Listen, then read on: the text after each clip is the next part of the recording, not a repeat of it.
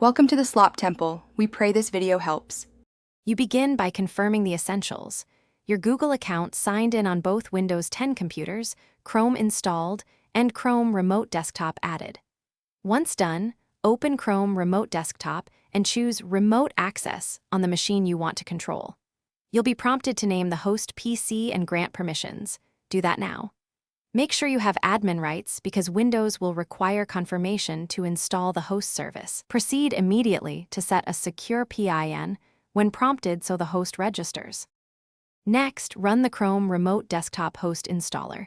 Accept system prompts, allow firewall access, and enable remote connections. You do this so Windows accepts the persistent service that listens for your client. When asked, create a 6-digit or longer PIN. This secures every future session. Once installed, return to Chrome Remote Desktop and confirm the host shows as online and ready to connect.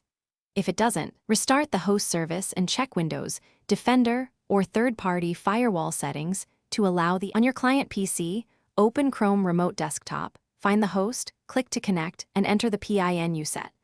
You'll see a session toolbar to control resolution, clipboard sync, and file copy. Use those features as needed.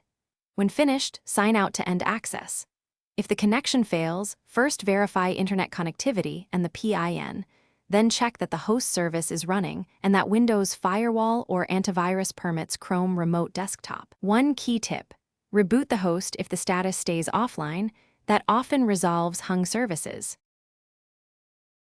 Thanks for watching. Consider subscribing if we helped you.